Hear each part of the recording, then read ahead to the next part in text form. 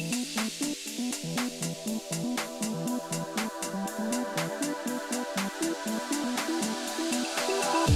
friends, this is Stoyanov, and you're listening or perhaps even watching the Tech After 5 podcast.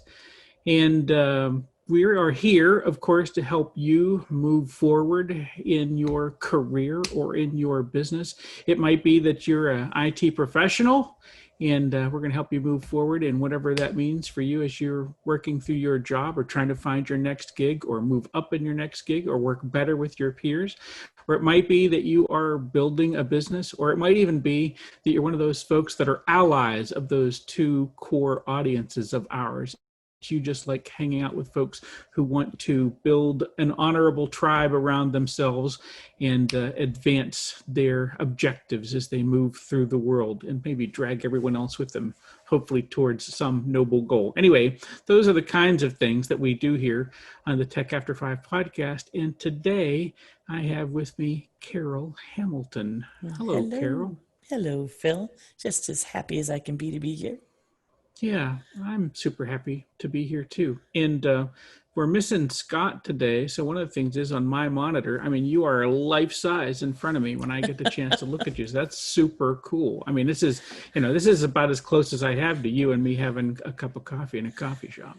Oh, yeah, I miss that. So I appreciate it. I've done the same thing on your end, and it keeps I don't need to see my image. I want to see you. And so I love doing that whole idea that you're as big as I can make you in my world right now. Yeah, that's super cool. And I get to look out that window over your shoulder when you're talking. Yeah. Yes. And I can see that looks kind of familiar. It's a portal. It's not just a window. It's a portal into another world. It is a portal into the UK. It's London, looking over the Thames, and yep, we are connected. Well, the globe is continuing to be connected. Yes, that's the message, I guess. Yeah. So I know that for you, this is a pop quiz because I didn't even tell you what I was thinking about today. So I was like, hey, folks, do you want to see what Carol Hamilton looks like at her best? This is it, because Bill's just going to have this thing. So a thing that has been on my mind, what I wanted to talk about today is, the world obviously has changed in a bunch of ways, but one of the things that I wonder if it has changed forever, and I thought I might explore the idea with you, is shaking hands. Is shaking hands done? And is it done forever? And should it be done forever? And what other things might there be for us to do? And I bring this up within the context, of course, we run live events, right? So Tech After 5, I mean, that is a live event where there's usually a bunch of people in the room. You go around and you shake people's hands. And I like doing that. I like being around people. I like, the signaling behavior that I think I see in terms of shaking hands, but I understand that not everybody feels exactly the same way about it. So I don't know that you and I have ever had this conversation. And of course, you and I, if we were in the real world, right, we'd wrap our arms around each other because we're good buds and we love each other. We love being around each other. And we want to say, I am happy to see you. And I don't know of a better way to do that with someone at our level of friendship, right? Than to just put a hug on you and say, man, I am so glad to see your smiling face and, catch a whiff of you, right? I get to smell you in my arms. But so that's just a nice and warm thing.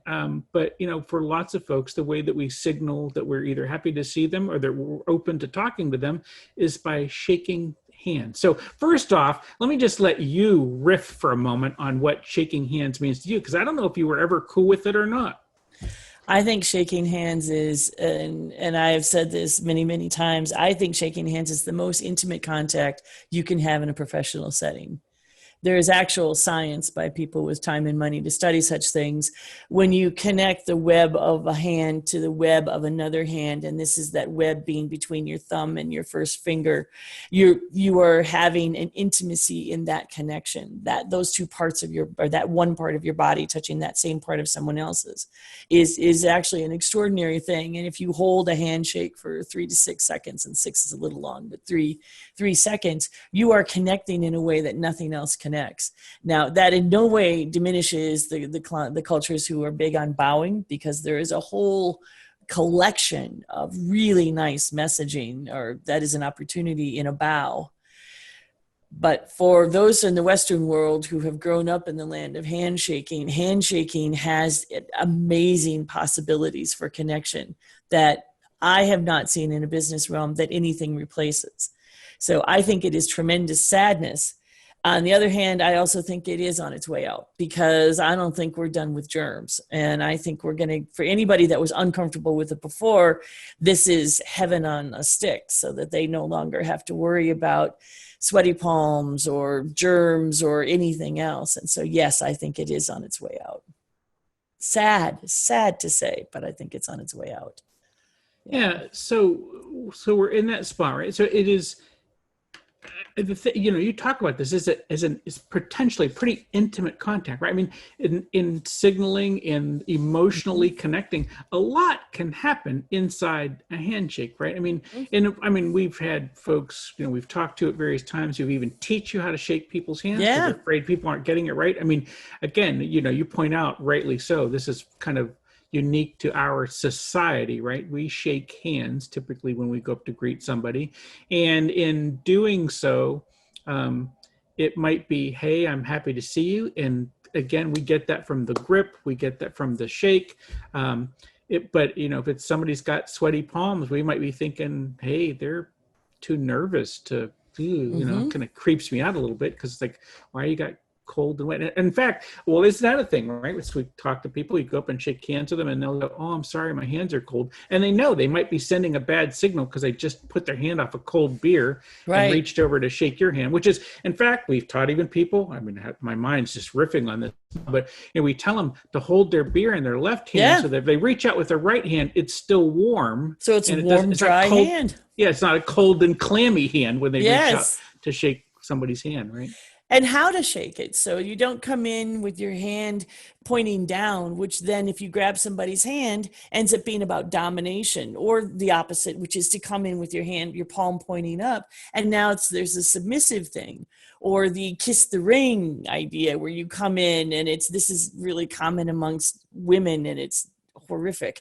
And it comes in and says, hi, just kiss the ring, or the wed fish is what we call it, the limp fish, where it's just kind of there. And we make all kinds of judgments and assessments that happen inside of that handshake. And while I don't know that those assessments are always a direct hit, I think there are times when somebody is just nervous or is just cold, and that doesn't necessarily reflect on their character. But it's the intimacy that I think is a shame, because that's the part, if I'm close enough to you to shake your hand, there's a trust that's happening here. Right. And you can see the difference from the people, and I love them, where, they kind of shake the hand as far as the arm will reach. And that says, yeah, only getting so close, as opposed to when you get up close to someone with you actually have a bent elbow and your arm is still against your body. Now they're really getting fairly close into your space. And all of these things add up, whether conscious or unconscious, they all add up into who are we in this moment to us? Who are we to each other? And even the thought of that we confirm trust with a handshake. Yeah, oh, that's a straight shooter. You get her handshake and you're good. And I miss that. That's another part of the distancing. And now, as you and I have talked about before, I don't get your smile because of a mask maybe. And we keep losing touch. We just keep losing touch through this. And I'm hoping that so many of us will miss it, that we will figure out once we feel confident that it's a safe thing to do, that we'll bring some of this back. Yeah. Well, yes. And maybe we will, right? I want to get to some of that, what that might be. The thing is, we're in a spot, where it just doesn't seem prudent to shake hands yet, right? At the moment, we just don't know. And you point out rightly so. It's in the midst of a loss of a lot of social signals, right? I mean, we have a mask on, perhaps, so we can't see if someone's smiling or not. Now, mostly a smile. We hopefully can figure that out from the eyes, but we're not as good at that because we had this big, the smile broadcasted at a big distance, right? Whereas the eyes have to be a little closer to you, or at least if you're like me, your vision's not so good anyway. And so, it might be hard to detect that smile. And, again, you're talking about the mask. I mean, one of the reasons I think that, I find that when I'm wearing a mask at the grocery store or something like that, it's cocked my glasses in some way that they're bifocals and I can't see quite as well all of them, and are likely fogged, and I feel like I can't see anything anyway. So I'm kind of like distracted by me to begin with, and so I'm not as friendly to other people. I might actually be deliberately averting my gaze or their gaze, in a place, because I'm like, I'm not in a good position to be my friendly self. So how about we just don't talk? Yeah, and I don't want to inflict. I don't want to in any way intrude on what level of distancing you want. Right. I'm trying to be really respectful, because there's people running around without masks and the people are running around with them. And some people are getting really personalized masks and all these things. And I want everybody to feel okay about whatever level that is. So I, like you, am going to the side of caution. I'm trying to make sure that if I'm going to err, I'm erring on the side of caution. So if you don't want eye contact, if you want distance to the extreme, you got it. Whatever it is you want, I don't want to be a part of you being uncomfortable. And therefore, I have found myself moving away in this way that says, I'm not giving eye contact anymore. And I'm so missing handshakes. In fact, I went to something where I saw someone and it was so automatic. I was like, down girl, and right. and I stick my hands in my pocket so that I won't do it, right? So it's like, and I'm just trying, like, I'm training. Don't do that. Yeah. So you just kind of go virtual handshake, Right. And the funny thing is, I've been writing that in for years. I write that in my emails when I meet somebody, as I say, warm eye contact and virtual handshake in writing, because I want this. That's who I would be if we could meet. And so I think that for me, it's going to end up being another way of humor. And the guys who come up, and I've seen a few of them where they come up and rub elbows or, do something that still requires some level of touch, which is, everybody's got their own comfort with it. I would hope we find something that still requires human touch, because what an enormous loss to not have that. But we're a ways out. Yeah, well, right. And yes, we are ways out. And the thing is, just imagine this lasts for a while, right? So let's imagine, I mean, and I don't know, again, I'm terrible at predicting the future. I'm not trying to predict the future. I'm just saying, I'm trying to find a space in which I can live day to day, I'm not spending every day saying to myself, oh, tomorrow will be better. Tomorrow will be different. Because if I do that, I'm likely to be disappointed every day, right? Pretty likely. Yep, totally agree. Yeah, I live in a realm of disappointment already. So, yeah. So as I try to work my way through that, so then the thing becomes how. All right. So let's imagine that it's in that spot. So here we are. And I can't shake hands anyway. And forget about, you talked about some people might be using it for dominance. Some people are terrible at it. Me, I'm just trying to be friendly, and I'm more often worried about the other person who can't do it right. And I'm saying, oh, come on, just shake my hand. But we're past that point, or we're at a point where this just doesn't happen as much. And I still want to convey to you a sense of connection, right? And we talked about elbow bumping. That just looks pretty awkward. And I'm not a big fan of square dancing. It's got that look to it. Do-si-do, Alamand left, Alamand right. It's got that thing going for it. This is not for me. Well, it's still touch. So if the problem is touch, we haven't solved anything. Yeah. Well, and I've done fist bumps with people in the past, because I was thought about where I'm most likely to do a fist bump. People walk up to me in a restaurant, and I'm eating a burger or something, and they'll put out their hand to shake my hands. I'm like, dude, do you see where my hands have been? You don't want this all over you.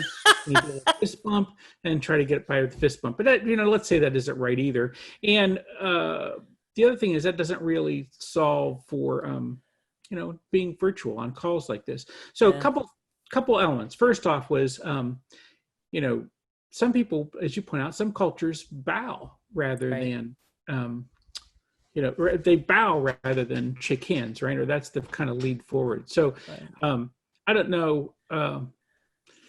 But That that's just a seems tricky thing too, antithetical to because Western culture, doesn't it? yeah, well, and the thing that's critical about that is that there is a skill set attached to that, because the degree of the bow has all kinds of messages, just as the handshake does.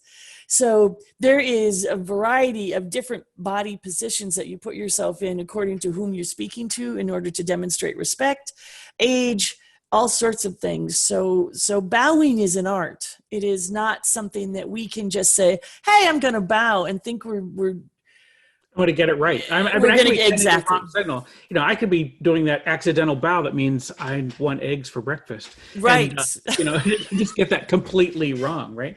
Uh, I Well, and always it think, would be awful if it came off as trivial. I wouldn't want it to minimize the relevance that cultures put into bowing, because we simply can't shake hands. So my thought is, if we're going to adopt that, then we need to be recognizing we are adopting your respect that you put in it. We're not just simply saying, we'll bow. What the heck? We can't shake yeah, hands. We'll bow. That yeah, feels a and little I'm not cheesy. opposed to that. I just don't know what my education is going to be required to pull it Yeah. off. So that's why I'm a little Yeah. worried about it at the moment. And by the way, I wouldn't be happy with this conversation if I didn't work in this one reference to the book Dune. That there's an early spot in Dune where Paul Atreides is meeting the mother Helen Gaius Mohem the first time, and he didn't know who she was, and it says something along the lines of, he bowed the bow of one who does not understand or know what the station in life the other person has. So it was like, it's the bow Very over, cool. I'm uncertain of your station. And I was like, wow, that's like real nuance, right? It's not only was the Yes. nuance like I did it this way, but the nuance of, you knew by looking at me, I wasn't sure of who you were when I did it. Yes, unbelievable nuance, much more so than we have in a handshake, right? The Yeah, handshake was more the equalizer. We are right. equals, and if we come at this from a physical perspective, if we come out it where we've got our hands meeting like this, we're definitely saying I'm your equal. And this has been one of the arguments in amongst women's groups: is how do you shake a hand, and do you shake a woman's hand and not a man's? And then of course you get into other cultures where you're not supposed to do that either. So this is a humanity question. This isn't just a timely one of what are we doing and how are we doing it. I would like to think that we're going to continue to have ways of greeting each other. I would suspect that we're going to come up with things that end up verbally replacing the physical for as long as this goes on. Uh, I don't know if the I'm not handshake's done with coming this back. yet. I'm not done with this yet. We're going to keep going on this a little bit further, right? So, I mean, because one of the bits too is that, we shook hands. You talk about women's groups not knowing. And I thought, I was taught when I moved to the South that you did not extend your hand to a woman unless the woman extended her hand first, because, and Yep. that was some sort of weird, I don't want to say weird. It was a cultural dominance thing or something. And it doesn't matter. I mean, whatever you want, I want to be nice. And if this is what you think nice looks like, let us be nice to each other. And I'm okay with that. But the handshake, I've always heard, and this could be nonsense, but it sounds good to me, so we're going to tell the tale again. But the idea of the handshake was that my hand is not on my sword, there's no knife in it, and Right. I am extending to you a gesture of peace when I show you my hand. Yes. The great irony of that is that now my hand might be full of deadly germs, and you can't see them. So extending my hand is really an act of aggression now. Oh God. I just love Oh, the fact. And Carol yes. throws her hands up in the air. So. So it absolutely, I mean, the history is right that if I bend my elbow in order to extend my hand, that means there's no sword or weapon hidden up my sleeve, if you Right. will. And so it absolutely was a sign of peace. And you can understand how in the history of time and warriors, that was probably male to male. And then how did the male female thing all come along as to whether or not it's okay to extend a hand and all of that. And I think that we have figured out at this point that it's just good practice to extend your hand to meet people. And now it seems like it's more an issue of, are you an introvert and therefore massively uncomfortable, or are you crossing a culture boundary where people don't shake hands? Yeah. I do think there are germaphobes who do see this as germ warfare, biological warfare, if you will, to put your hand out.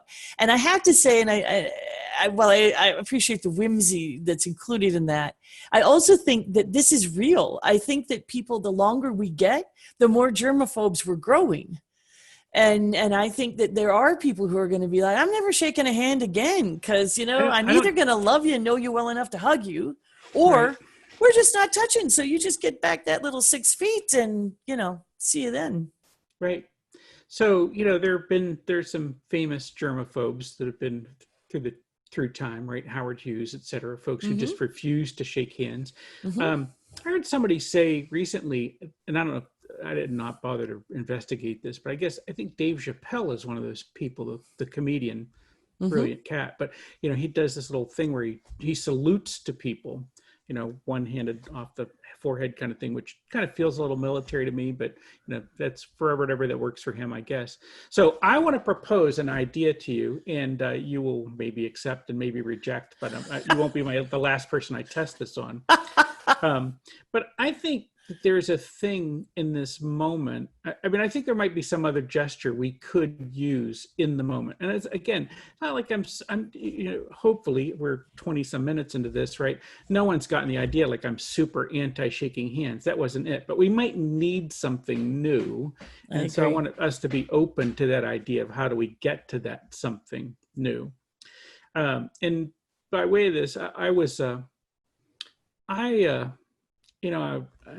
have at various times, it was some time in my life, I was a notary public, among other things. And I would go around and do, in addition to being a minister, so I would go and do weddings. And I would do weddings periodically for friends primarily. I went and did this one wedding one time in which there were quite a number of Indian people there. Yeah. And it just shocked me that showing up in clerical robes, being warm and kind to everybody, as I was anyway, but in just doing this thing, which I think I performed this ceremony in a way that felt competent for all involved. But the number of folks who came up to me with their palms pressed together and with a light bow to me in front of that, and I was like, wow, it was like very few trappings, and this purely Western cat fit into their cultural view in some way that caused them to greet me in another way. And again, I'm not going to go super woo on this thing, I don't think, because I don't know that I even understand it as well that I could. But the idea of showing up to someone else and with palms pressed together, this is like a namaste, I think is right. Some people will say namaste. But the idea is, you know what? The divine in me recognizes the divine in you. I like you. And I kind of like this gesture a lot.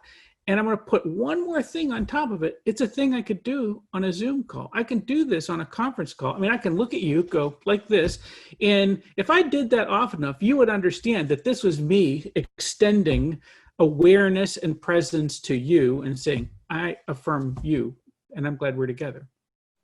So how about a slight tweak? Because I love this. I think this is incredibly honoring. It doesn't have a lot of rules around what the bow looks like. It's more of a head nod almost in some cases. It depends on who's doing it. Yeah. To me, what would make that more Western acceptable is to take the word namaste out of it. Because while I love the whole concept of namaste, I also think that there is a religious connotation there. And that's what the handshake doesn't have. The handshake is so universal. And the praying hands thing is also just has just the slightest option. But if there was a way, and maybe it's a new one that just says, it's been a pleasure, right? Something that doesn't have history, that doesn't have religious connections, something that just says, it's been a pleasure. I love the idea of this. And I got to tell you, the fist bump, I don't think solves it because that feels a little frat boy for me anyway. But it's also contact, and so it doesn't solve the problem. If we're going to do this, then I'd rather shake your hand. Yeah, but I completely agree with that. I mean, I get that the fist bump doesn't do it. But I want to go back to this thing, okay? And again, I'm kind of describing this as well for those who might be listening and not watching, right? So it's palms pressed together, hands flat against each other in front of us, and the little nod. And I wasn't really saying say namaste. I was trying to do that for folks who might understand. It might be the thing that you'd see somebody do that with, right? But I'm just thinking, I like that. I'm happy to extend that to you. And you one day might even say, okay, that's cool. I might do that too. I don't know. Yeah. Yeah, I love it actually. I've been in India a number of times and that was where I was introduced to it and I think it's magnificent. I even like the word of the divine in me sees the divine in you. I think that is one of the most beautiful messages that you could send someone. What I want is to get it into Western culture. I think it needs to just get adapted so that it takes it out of the religious piece, which could be perceived as the religious piece, because I love the idea that we do something specific with our hands that says, I'm connecting. I'm Yeah. just taking this 3 seconds to connect in a way that says, hi, human, heart to heart connection. And I think that that's what that does. And I think that to some degree is what a handshake does, more for some than others because of how it's delivered. But that's Yeah. true of all of it. So I think that there is room here for something new to come. Right. And I appreciate when you're talking about Dave Chappelle not wanting to connect with everybody in terms of handshakes. You know, if I watch these famous folks like the athletes and all that, or you might see Tiger Woods walk between golf holes and everybody wants their hand out for high fives. I have no idea what's on those people's hands. And I'm not even thinking germs. I'm thinking stickiness. I don't know what you've been eating. I sit there going, I wouldn't necessarily want to be out there. And that was before COVID. So now that COVID's come, I'm even more hesitant to want to run around shaking. And if I had any level of fame, I certainly wouldn't want to just be blindly approached nonstop with that kind of connection. But Yeah. I think you're onto something big. Well, I think there's an idea here, and I want to be sensitive to all the folks that might be involved, the stakeholders in this. But is there some way that we can extend, a sense of connection and the fact that I appreciate you and do this, in a way that we can even be doing it, like I said, on the screen, right? So if this is how I'm going to interact with you, how can I do that even now? And it's even something, I feel like, if I were in a space and someone uncomfortably extended their hands to me and I returned this to them, I think that they would, I think that could be seen as sort of a respectful. I'm not rejecting you. I just don't think touching hands is the right thing for us to do at the moment. Right. And I don't think it's going to be for quite some time because I think that there's going to be other opportunities for other things to come up. And now that we've gotten this far away from shaking hands, I don't know how much we'll go back to it. So having an option, which is my favorite thing to do in this whole time, is looking at the things that have changed and saying, so for the things that we've lost, and you and I have spoken about, there's a mourning in that. There's a grief in this loss. Right. So for this connection that we've lost, I can mourn about it, which I have, but what could I replace it with? And what could I replace it with today that says, this is something that means something to me. And so I don't have to necessarily just get lost in the grief or be waiting for it to change because we don't know what's going to happen. So what I could do is replace it. And now each time I sign off, I find that thing that makes me really happy and comfortable. And that becomes what I do. And maybe other people do it and maybe they don't. But I at least serve my needs for connection. Yeah. No, I think that's true. So let's figure that out. So I'm going to run that as an experiment. I've got a bunch of Tech After 5 calls coming up and other things as well.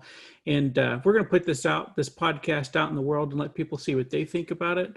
And I'm going to try this experiment. I got a bunch of calls with a bunch of people and just see how the world responds and will people accept this. And maybe some folks will decide this is the way they want to answer us back. That would be incredibly cool just to see what, I just can't wait to tap into the imagination and see what comes back. Yeah. I just, we'll see what the audience does. So again, we're just trying to figure out what comes next because we're trying to be helpful. We're trying to be connected and we feel like we've lost something in this moment that we want to replace it with something else, to your point. I mean, it's a kind of a pivot. And the question is, can we pivot and still keep this connection? Can we pivot and still let people know that we care about each other? And how might we do that? So we're going to give it a whirl. Yeah. All right, Carol Hamilton, thank you for helping me out. For those of folks out there who might want more of Carol Hamilton in their lives, how would they get a hold of you? The best place to come right at the moment is Carol at Carol Hamilton Live on LinkedIn. And I am looking for diversity upsets. I am looking to completely disrupt the diversity space and how we talk about it, how we treat it, and how we grow into it. So I'm real eager for those types of conversations. But you can find me at LinkedIn. That's the best way for the moment.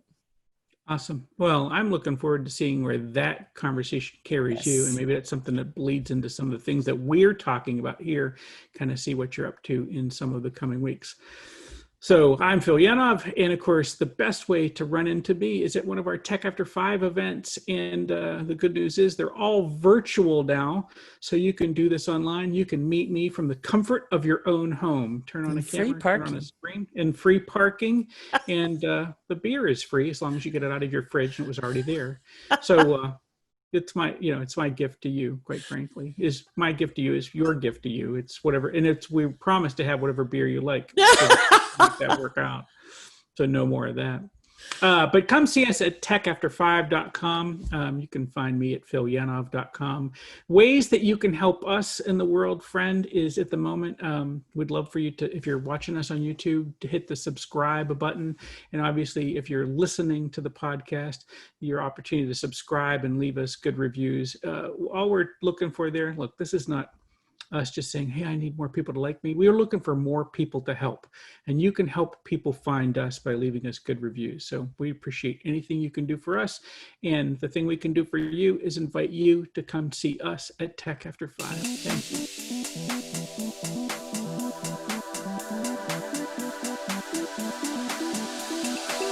you.